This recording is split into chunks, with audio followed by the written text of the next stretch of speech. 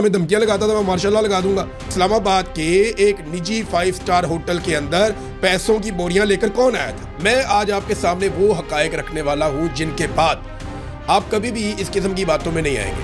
इमरान खान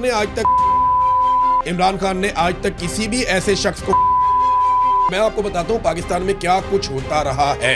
एक और सवाल पैदा होता है, जिन्होंने पाकिस्तानियों की आज कमर तोड़ दी है, ये पाकिस्तान की मिलिट्री एस्टेब्लिशमेंट ने किया है। किसी को देर से समझ आती है, किसी को जल्दी समझ आती है, और किसी को अभी तक समझ नहीं आई, लेकिन एक दिन सारों को समझ आ जाएगी। बिस्मिल्लाहिर्रहमानिर्रहीम, अस्सलाम वालेकुम नादरीन, आप यूट्यूब चैनल देख रहे हैं, मैं इमरान खान हूँ। नादरीन, मैं ये खास वीलॉग रिकॉर्ड करवा रहा हूँ और ये बहुत ज़रूरी था, मैंने पहले इसका जिक्र भी किया था। पाकिस्तान में ना बयानिया की भी एक लड़ाई चल रही है, और बयानिया की इस लड़ाई में पाकिस्तान की मिलिट्री एस्टेब्लिशमेंट अरबों रुपया हर महीने खर्च कर रही है। पाकिस्तान की मिलिट्री एस्टेब्लिशमेंट ने अपने डिजिटल मीडिया के प्लेटफॉर्म बनाए हुए हैं। इन्होंने पाकिस्तान के मीडिया के ऊपर कंट्रोल किया हुआ है। पीका जैसे कवानीन के तहत इन्होंने आज़ादी इज़हार राय को कुचल दिया है। जिसको चाहते हैं गिरफ्तार कर लेते हैं, जिसको चाहते हैं अगवा कर लेते हैं। पाकिस्तान में सहाफ़ियों को जबरी तौर पर लापता किया गया, पाकिस्तान में शायरों को जबरी तौर पर लापता किया गया, वकला को जबरी तौर पर लापता किया गया, और इसको एक नॉर्मल चीज़ बना दिया गया है। मिसाल के तौर पे अब तो एक हमारे स्पोर्ट्स जर्नलिस्ट हैं सनाउल्लाह खान साहब जो हैं, उन्होंने तनकीद की हुई है इस पे पीसीबी पे, मोहसिन नकवी पे, और उनके भाई को भी उठा लिया गया, दिन दहाड़े उठा लिया गया लाहौर से। और उठाया कहाँ से गया? वफाकी वज़ीर अलीम खान, उनकी सोसाइटी पार्क व्यू, वहाँ से दोपहर 1 बजे वो अपने बच्चों को लेने जाते हैं स्कूल, उन्हें उठा लिया गया। तो पाकिस्तान में ये बिल्कुल एक नॉर्मल चीज़ बनती जा रही है कि जबरी तौर पे लापता कर लेना किसी शख्स को या उसकी फैमिली को, इस बुनियाद पर कि उसने इख्तलाफ करने की जरूरत की है पाकिस्तान की मिलिट्री एस्टेब्लिशमेंट या उसकी हुकूमत या उससे जुड़े हुए किसी शख्स से। ये बिल्कुल नॉर्मल चीज़ पाकिस्तान में होती जा रही है। अब मामला एक जो सर उठा रहा है, जिसके ऊपर मैं ये वीलॉग करने जा रहा हूँ, वो मामला ये है कि आजकल एक शोशा छोड़ा जाता है पाकिस्तान में कि जनाब सोशल मीडिया की वजह से इमरान खान जेल में है, या यूट्यूबर्स जो हैं वो वजह बने हैं पाकिस्तान तहरीक इंसाफ की तबाही की, और उनकी वजह से इमरान खान और इमरान खान की फैमिली जो है वो अजियत में है। अब ये बात बार बार की जाती है, हर थोड़े दिन के बाद ये शोशा छोड़ा जाता है। मैं आज आपके सामने वो हकायक रखने वाला हूं जिनके बाद आप कभी भी इस किस्म की बातों में नहीं आएंगे, बल्कि आप टका के जवाब देंगे। जो भी आपको ये बात करेगा आप उसको टका के जवाब दे सकते हैं, क्योंकि वो फैक्ट्स मैं आपके सामने रखूंगा जो आपके सामने नहीं रखे जाते।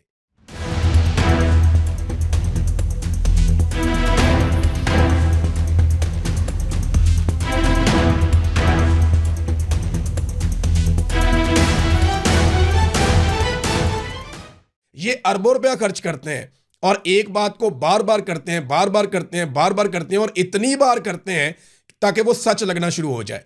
इमरान खान ने आज तक अपने किसी पॉलिटिकल अपोनेंट को गंदी गाली नहीं दी। इमरान खान ने आज तक किसी भी ऐसे शख्स को फॉलो नहीं किया जो गालम गलोच करता हो, लेकिन मरियम नवाज हर उस अकाउंट को फॉलो करती है जो गंदी गालियां देता है। नवाज शरीफ साहब ने लाहौर में एक ऐसे शख्स को प्रोटोकॉल दिलवाया पंजाब में, और दोनों भाइयों ने एक ऐसे शख्स के साथ वीडियोस बनाई और उसको प्रोटोकॉल्स दिए गए जो गंदी और नंगी गालियां देने में मशहूर है। ऐसे लोगों को पाकिस्तान टेलीविजन में इन्होंने नौकरियां दी जो लोग गंदी और नंगी गालियां देने में और खवातीन की इज्जतों को यानी चौक में रखने में ये लोग मशहूर है।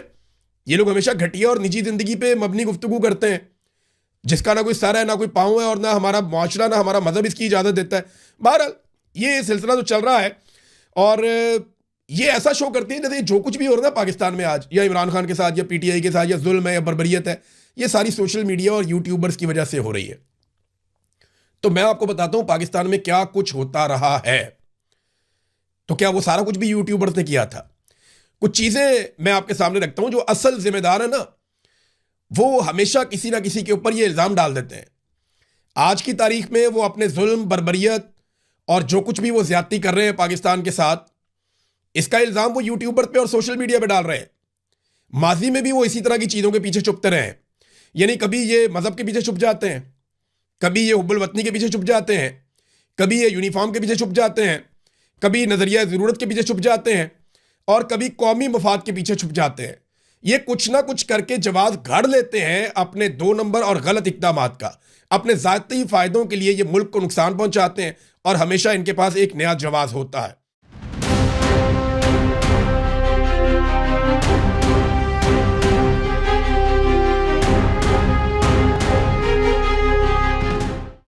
सवालात सादे से आपके सामने रखूंगा। कायदे आज़म मोहम्मद अली जिन्ना से शुरू हो जाएं आप। उनकी एम्बुलेंस खराब हो गई, यूट्यूबर्स ने खराब की थी वो, तब तो यूट्यूबर्स नहीं थे। फातिमा जिन्ना को जो गालियां दी गई वो किसने दी? फातिमा जिन्ना को मुबैना तौर पे कत्ल किया गया, वो किसने किया? उनके ऊपर जो मुकदमात बनाए गए, क्या वो सारा कुछ भी यूट्यूबर्स ने किया था? लियाकत अली खान को यूट्यूबर्स ने कत्ल किया था। पाकिस्तान दो टुकड़े हुआ, उसके लिए सबसे बड़ा जिम्मेदार उस वक्त का मिलिट्री डिक्टेटर याह्या खान था। क्या पाकिस्तान को दो टुकड़े भी यूट्यूबर्स ने किया था? भुट्टो को फांसी चढ़ा दिया गया, क्या भुट्टो को फांसी यूट्यूबर्स ने चढ़ाया था? तब तो यूट्यूब होता ही नहीं था, तो भुट्टो को फांसी किसने चढ़ाया? फिर दुनिया भर के जहादी यहां पे पाकिस्तान में लाकर इकट्ठे कर दिए और यहां पे जहाद की तरबियत दे के दहशतगर्द तंजीमें बना दी, उनके जरिए से अपने मकासद पूरे किए, गुड तालिबान बनाए, बैड तालिबान बनाए। ये सारा कुछ यूट्यूबर्स ने किया था। 4 मरतबा पाकिस्तान के अंदर मार्शल लॉ लगाया गया, 4 मरतबा, कोई 1-2 मरतबा नहीं लगा, 4 मरतबा पाकिस्तान में डायरेक्ट मार्शल लॉ लगा दिया गया। तो क्या ये मार्शल लॉ यूट्यूबर्स ने लगाया था?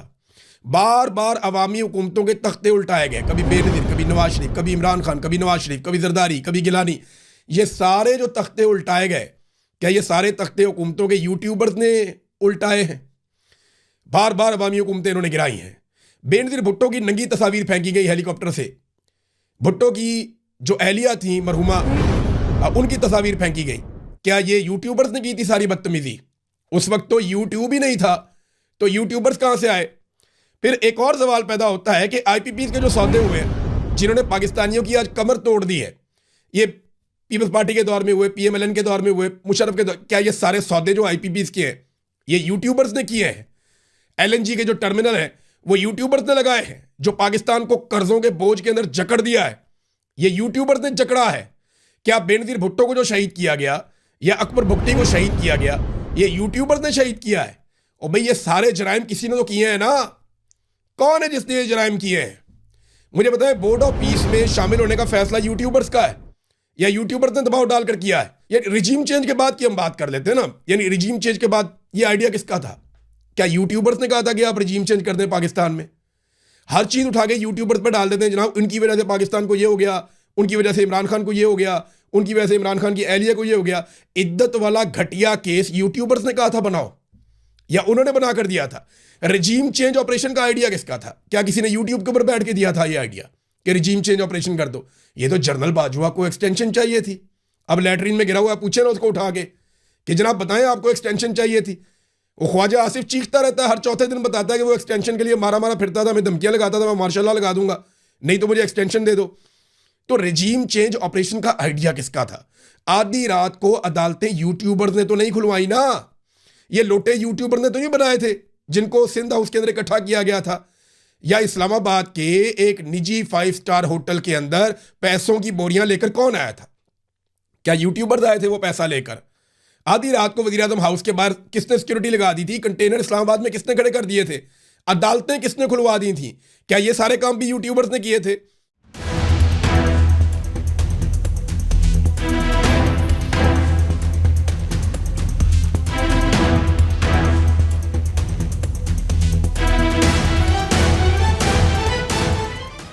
इमरान खान पर गोली यूट्यूबर ने चलाई थी या यूट्यूबर्स ने चलवाई थी? किसने चलवाई थी? फिर बाद में मुकदमा भी नहीं होने दिया, वो भी यूट्यूबर्स ने किया था। 300 मुकदमात इमरान खान के ऊपर बने। आज इमरान खान जेल के अंदर है, बंद है, उसकी आंख जाया हो रही है और ये कहते हैं जनाब यूट्यूबर्स का कसूर है। क्यों भाई? इमरान खान पे 300 मुकदमात यूट्यूबर्स ने बनाए हैं। खवातीन को सड़कों पे किसने घसीटा? यूट्यूबर्स ने तो नहीं घसीटा। चादर और चार दीवारी का तकद्दुस पमाल किया, कम से कम 1 लाख से ज्यादा घरों के अंदर ये घुसे हैं, इन्होंने तोड़ फोड़ की है, लोगों के बेडरूमों के अंदर घुसे हैं। मुझे बताएं, ये यूट्यूबर्स ने किया है। मारंग बलोच को यूट्यूबर्स ने उठाया, बताएं ना। जो ईमान मजारी के साथ हो रहा है वो यूट्यूबर्स ने किया है। यास्मीन राशिद साहिबा के साथ जो कुछ किया गया, क्या वो सारा कुछ भी यूट्यूबर्स ने किया है? पूरा इलेक्शन क्या यूट्यूबर्स ने चोरी कर लिया भाई, फॉर्म 47 जारी करके? सारे नतायज यूट्यूबर्स ने बदल दिए और कोई कसूरवार नहीं है। ये सब कुछ यूट्यूबर्स कर रहे हैं पाकिस्तान में। पाकिस्तान की मईशत को जो डबोया गया है, क्या वो यूट्यूबर्स ने डबोया है? यानी अभी एक लेटेस्ट खबर आई है कि पहले 9 महीनों की रिपोर्ट आती है और पता चलता है 33% सरमायाकारी मजीद पाकिस्तान में गिर गई है, महंगाई बढ़ गई है, एक्सपोर्ट्स कम हो गई है। ये सारा कुछ क्या यूट्यूबर्स कर रहे हैं? ये इतना बड़ा फेलियर जो पाकिस्तान के साथ हो रहा है, क्या ये सारा कुछ यूट्यूबर्स कर रहे हैं? अदलिया को मातहत इदारा बनाकर रख दिया, जजों को जो है वो कंप्रोमाइज कर दिया, क्या ये सारा कुछ यूट्यूबर्स कर रहे हैं? आइन के अंदर अजीबोगरीब किस्म की घटिया तरामीम कर दी, ये सारा कुछ भी क्या यूट्यूबर्स कर रहे हैं? एमएनएस को, सेनेटर्स को अगवा किया गया, ये यूट्यूबर्स ने तो नहीं किया। जबरी तौर पे गुमशुदगियां हुई, क्या ये यूट्यूबर्स ने किया है? सहाफियों को, वकला को, सियासतदानों को, जो इलेक्शन लड़ने के लिए जाता था उसको अगवा कर लिया जाता था, अगवा बराए बयान पाकिस्तान में करवाया गया, क्या ये सारा कुछ यूट्यूबर्स ने किया है? इमरान खान के केसेस अदालतों में लग ही नहीं रहे, एक साल से ज्यादा गुजर गया है, उनकी मुलाकातें नहीं हो रही, उनको कैद तन्हाई में रखा गया है, क्या ये सारा कुछ यूट्यूबर्स कर रहे हैं? मुल्क में जबरी गुमशुदगियां क्या यूट्यूबर्स कर रहे हैं? भाई तब तो यूट्यूब भी नहीं होता था जब से जबरी गुमशुदगियां हो रही। बलूचिस्तान के लोगों को बार बार जबरी तौर पर लापता किया जाता है, खैबर पख्तूनख्वा कबायली इलाकों के लोगों को बार बार जबरी तौर पर लापता किया जाता है। अब तो यह सूरत हाल हो गई है कि इमरान खान का मौक़िफ़ जो शख्स बयान करता है उसको जबरी तौर पर लापता कर दिया जाता है, वो काबू नहीं आता, उसकी फैमिली को जबरी तौर पे लापता कर दिया जाता है। ये जो नई नई लग्जरी गाड़ियां आप खरीद रहे हैं, ये यूट्यूबर्स आपको लेकर दे रहे हैं, वो मजबूर कर रहे हैं। ये जो अय्याशी वाले जहाज खरीदे जा रहे हैं बड़े बड़े, ये क्या यूट्यूबर्स आपको कह रहे हैं कि आप अय्याशी करें? क्या यूट्यूबर्स ने कहा है कि आप सूरज की रोशनी के ऊपर भी टैक्स लगा दें? अब ये सारा कुछ यूट्यूबर्स आपको नहीं कह रहे, ये यूट्यूबर्स ने नहीं किया है, ये पाकिस्तान की मिलिट्री एस्टेब्लिशमेंट ने किया है, अपने मफाद के लिए किया है। हर दौर में ये कोई ना कोई बहाना बना लेते हैं, हर दौर में ये कह देते हैं कि जनाब ये मजबूरी थी, कौमी मफाद था, वर्दी थी, हुब्बुल वतनी थी, नजरिया ज़रूरत था, सबसे पहले पाकिस्तान था। कोई ना कोई बहाना बनाकर ये आइन और कानून की खिलाफ वर्जी का रास्ता ढूंढ लेते हैं। आज जो सवाल उठाने वाले लोग हैं, कभी किसी एक्टर को लॉन्च कर देते हैं, कभी किसी कॉमेडियन को लॉन्च कर देते हैं, कभी किसी दानिश्वर को लॉन्च कर देते हैं, कभी किसी कॉलम निगार को लॉन्च कर देते हैं, कभी किसी खिलाड़ी को लॉन्च कर देते हैं, कभी किसी एक्टिविस्ट को लॉन्च कर देते हैं, कभी किसी शायर को लॉन्च कर देते हैं। भाई मैं इनसे एक सवाल करता हूं कि तुम जालिम को जालिम क्यों नहीं कहते? तुम मजलूम को कोसने क्यों देते हो कि मजलूम का कसूर है, ये मार खा रहा है, ये सरेंडर कर दे, ये हार मान ले ताकि इसको मार पड़ना बंद हो जाए? क्यों भाई वो हार मान ले? पहले आप ये देखो कि सही क्या है और गलत क्या है, पहले आप ये देखो कि जुल्म कौन कर रहा है। वो जालिम को जालिम कहने के लिए तैयार नहीं है, लेकिन मजलूम के अंदर कीड़े निकालते हैं, दिन रात कीड़े निकालते हैं। पाकिस्तान में हर सियासी जमात और हर मीडिया, यानी जितना भी पाकिस्तान का मीडिया और सियासी जमात ने, सारे एस्टेब्लिशमेंट के हाथों से निकल के आए हुए हैं। वजह पता है क्या है? कंट्रोल भी एस्टेब्लिशमेंट के है पाकिस्तान। हम सारों ने मुताला पाकिस्तान की एक ही किताब पढ़ी हुई है और वो किताब अप्रूव होती है जाके एस्टेब्लिशमेंट के हाथों से कि जनाब यही किताब पढ़ के आपने आनी है। अब किसी को देर से समझ आती है, किसी को जल्दी समझ आती है और किसी को अभी तक समझ नहीं आई, लेकिन एक दिन सारों को समझ आ जाएगी कि पाकिस्तान को एक्चुअली चला कौन रहा है और पाकिस्तान के साथ एक्चुअली ज्यादती कौन कर रहा है और पाकिस्तान का सबसे ज्यादा फायदा कौन उठा रहा है, सबसे ज्यादा मफाद किसका है। यूट्यूबर इस वक्त इस नासूर की निशानदेही कर रहे हैं जो पाकिस्तान की जड़ों में बैठा हुआ है। जब जब किसी ने इस नासूर की निशानदेही की है ना, उस तबके के, उस गिरोह के खिलाफ ये पूरा निजाम उठ के खड़ा हो जाता है। लेकिन इस मरतबा पूरा पाकिस्तान असल मामला जान चुका है और उसका सबसे बड़ा क्रेडिट जाता है इमरान खान को। अच्छा, ये जवाब देते हैं जनाब कि इमरान खान यूट्यूबर्स के दबाव में आ जाता है या इमरान खान के फैसलों पे यूट्यूबर्स का दबाव है, वो दबाव लेता है। इमरान खान ने, मैं अपनी बात करता हूं, मेरी आखिरी वीडियो 8 या 7 मई 2023 को देखी होगी, मेरा अंदाजा है 7-8 मई 2023, क्योंकि उसके बाद इमरान खान साहब गिरफ्तार हो गए। 2 दिन बाद जब वो बाहर आए तो मैं जबरी तौर पे लापता हो गया। 5 महीने बाद जब मैं बाहर आया तो इमरान खान साहब गिरफ्तार थे। तो तब से लेकर अब तक तो इमरान खान साहब मेरी कोई वीडियो नहीं देख सके, यानी लगभग 3 साल हो गए इमरान खान साहब ने मेरी कोई वीडियो नहीं देखी। और इतना ही अरसा हो गया, बाकियों की भी नहीं देखी, शहबाज गिल की भी नहीं देखी होगी, बाकियों की भी नहीं देखी होगी, जबरान इलियास का ट्विटर भी नहीं वो देख रहे, उनको तो ये चीज़ें नज़र नहीं आ रही ना। तो मेरा सवाल ये है कि फिर ये चीज़ें उस पर असरअंदाज कैसे हो सकती हैं और इमरान खान पे ये चीज़ें असरअंदाज होगी? यानी एक यूट्यूबर आपको बताता गया, वो ये बताता है कि इमरान खान ने कहा, जेल से पैगाम भेजा कि आसिम मुनीर जो मर्जी कर ले, मैं इससे हार नहीं मानूंगा। अब वो इसको रिपोर्ट कर देते हैं तो कहते हैं जी बहुत गलत किया, रिपोर्ट क्यों किया? भाई इमरान खान खुद कह रहा है मैं नहीं हारूंगा, मैं पीछे नहीं हटूंगा, मुझे डरा हुआ देखना इनकी हसरत रह जाएगी। ये इमरान खान ने कहा हुआ है, यूट्यूबर ने तो नहीं कहा। तो एक्चुअली ये इमरान खान को हरा नहीं पा रहा पूरा निजाम मिलकर, और उसका इल्जाम धर देते हैं ये यूट्यूबर्स पे। और यूट्यूबर्स पे इसका इल्जाम क्यों धरते हैं, जरा इसको आप समझिए टेक्निकली।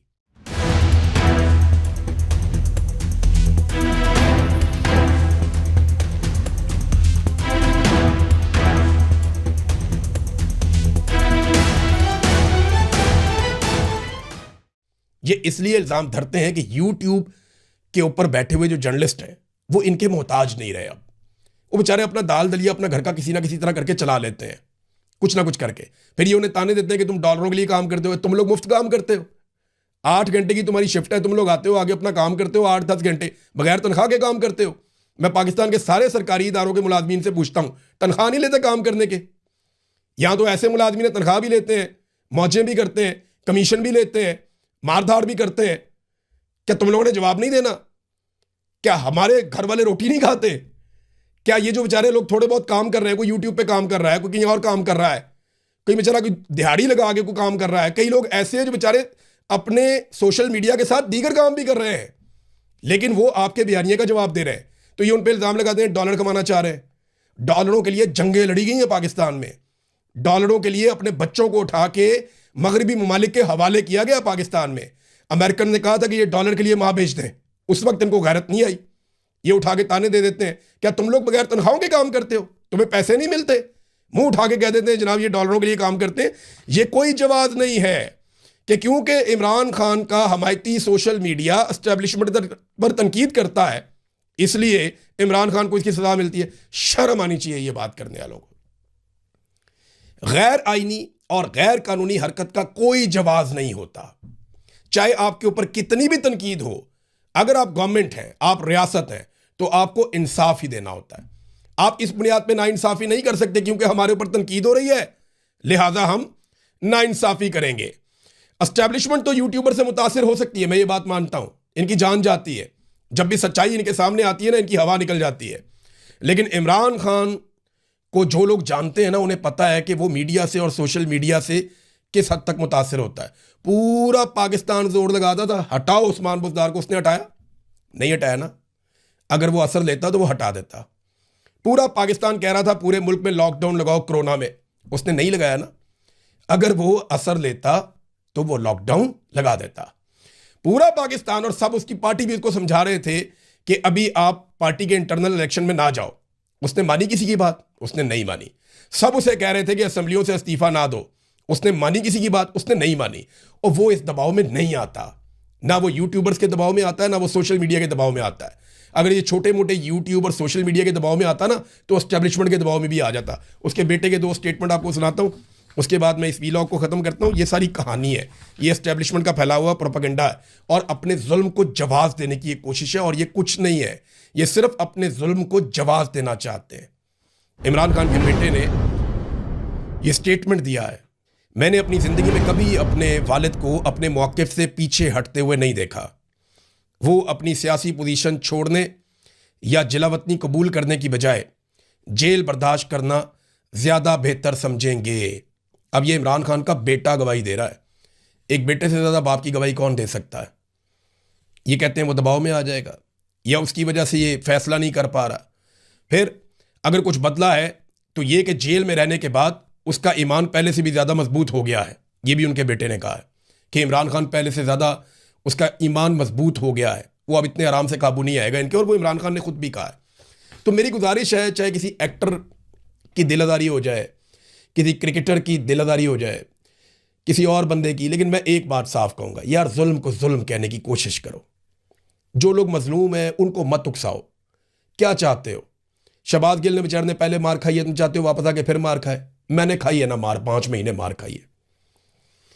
और वो सरेंडर ना करना या किसी की बात ना मानना, उसकी क्या कीमत होती है आप सोच भी नहीं सकते। आपकी क्या हालत होती है आप अंदाजा भी नहीं कर सकते। आप उस तरह के चंद घंटे भी नहीं गुजार सकते। आपको पता ही नहीं है कि आप क्या कह देते हैं अपने मुंह से।